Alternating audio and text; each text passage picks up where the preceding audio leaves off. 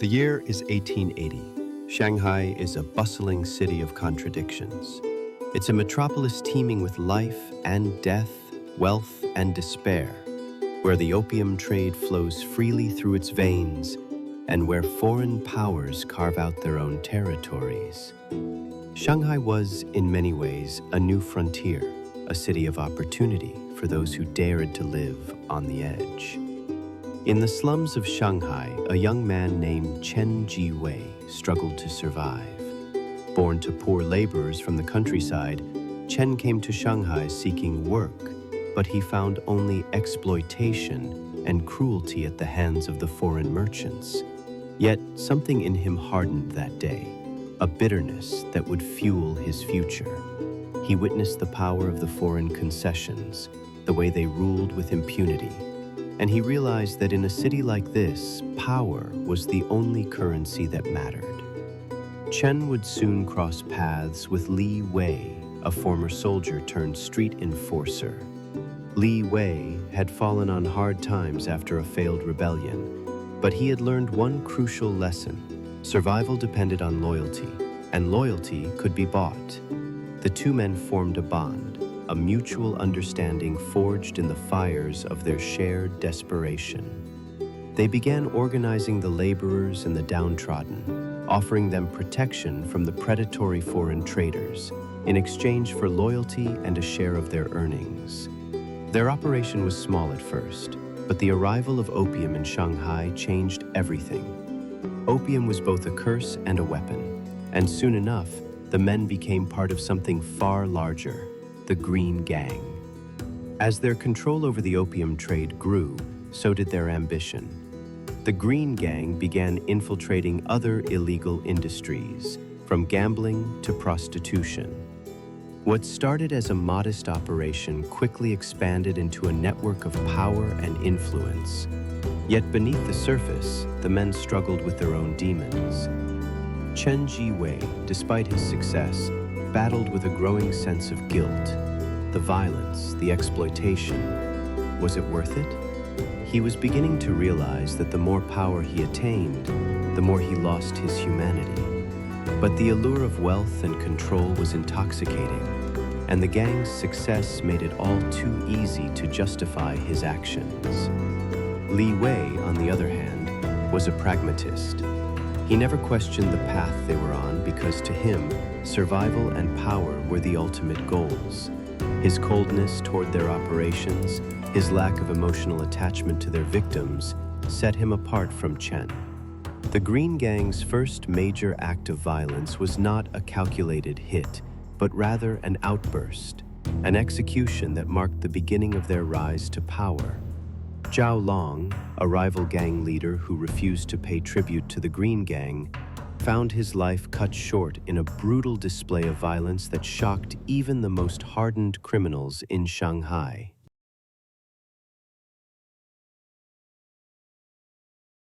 As the years passed, Du Yuesheng emerged from the shadows. Born into poverty in the rural provinces of Guangdong, Du was no stranger to hardship. His rise was not immediate. Like Chen and Li, he began his journey as a small-time gambler and petty thief, but his mind was always one step ahead. Du was a strategist. He understood the complexities of power in Shanghai better than anyone. While the Green Gang had grown through brute force, Du used his intelligence. His first major breakthrough came when he brokered a deal with a foreign merchant, a deal that allowed him to become the sole supplier of silk to the British trading companies operating in Shanghai. Silk was one of the most lucrative goods at the time, and Du's ability to align himself with the British allowed him to expand his network into new territory. But Du's talents went beyond business. He was a master manipulator, a man who understood the delicate art of alliances. He knew when to appear ruthless and when to show restraint. His growing influence allowed him to infiltrate not just the Green Gang, but the very political infrastructure of Shanghai itself. He was clever, charming, and calculating. Yet, like Chen, Du's internal conflicts began to bubble beneath the surface. As his criminal empire expanded, Du became more isolated. He had no true friends, only allies. His moral compass, once something of a guiding force, began to dull.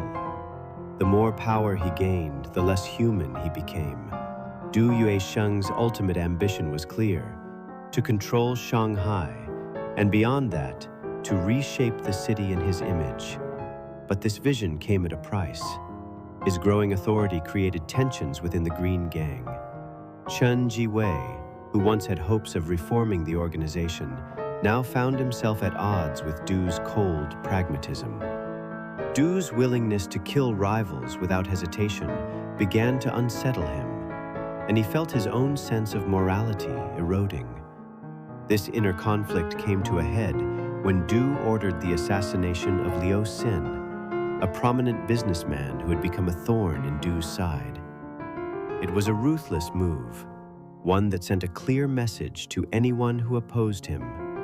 The Green Gang was now firmly in Du's control, but a shadow of unease loomed over the group.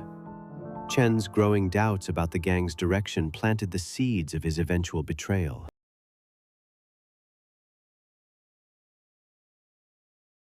As Du's influence grew, so did the web of corruption that enveloped Shanghai. The Green Gang controlled the opium trade, the gambling dens, and the prostitution rings that catered to both the native population and the foreign diplomats who had settled in the city's concessions. Yet beneath this glossy surface of power lay a darker truth.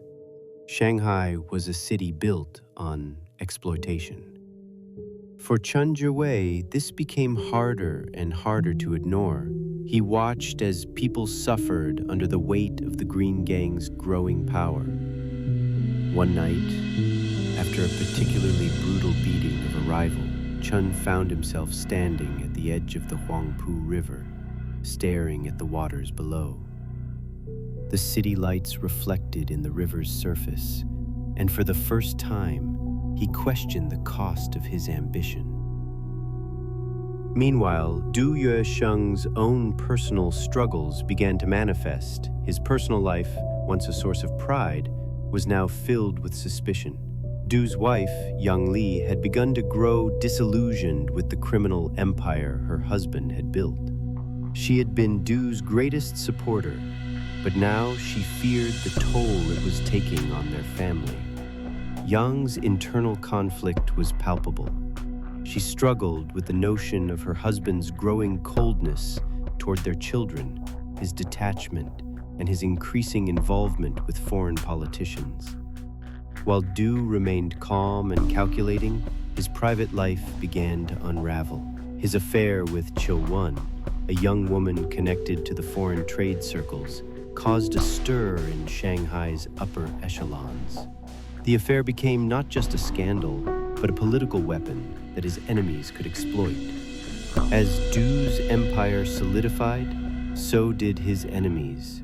The Song family, a rival criminal syndicate, began to gain power in Shanghai. Their rivalry with the Green Gang was no longer just about territory. It became personal. Du, ever the strategist, knew that the only way to eliminate this threat was through blood. The assassination of Song Xian, the leader of the Song family, became the defining moment of this war. Du's order was clear: eliminate the threat with efficiency and send a message. But this victory, like so many others, came at a great cost. Despite Du's cunning, the winds of change were blowing through Shanghai. In 1949, the communist forces began to tighten their grip on China, and Shanghai, long an island of corruption and crime, found itself facing the reality of revolution. Du Yuesheng's ties to the Kuomintang, the nationalist faction fighting against the communists, became both his strength and his greatest vulnerability. The rise of Mao Zedong and the People's Liberation Army posed a direct challenge to the criminal empire Du had spent decades building. In the final months before the communist takeover, Du was forced to make a choice. Chen Zhiwei, torn between loyalty and guilt, had already begun working with communist operatives, secretly supplying them with information about Du's movements. This betrayal would set off a chain of events that ultimately led to the Green Gang's downfall. In a final confrontation between Du and Chen, there was no room for mercy. Du's cold pragmatism clashed with Chen's moral struggle, and in a moment of shocking betrayal, Du was captured by communist forces. His empire, built on fear, manipulation, and power, collapsed in an instant.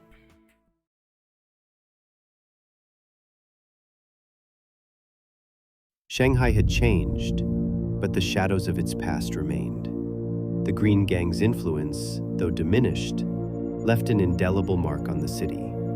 Their legacy lived on in the triads, whose operations mirrored the Green Gang's in many ways. In Hong Kong and beyond, the tactics employed by Du Yusheng and his predecessors were adapted and refined, creating a new generation of criminals who would follow in their footsteps. But for Chen Zhiwei, the man who had once been so loyal to the Green Gang, the victory felt hollow. Though he had played a pivotal role in dismantling the empire, he had lost something far more important: his sense of self. The story of the Green Gang remains a testament to the price of ambition, the corrupting influence of power, and the inevitable clash between loyalty and morality. And as long as Shanghai stands, its past, its underworld, will never truly fade. Thank you for watching Crime by Chapter. If this case left you wanting more, like and subscribe so you never miss a moment.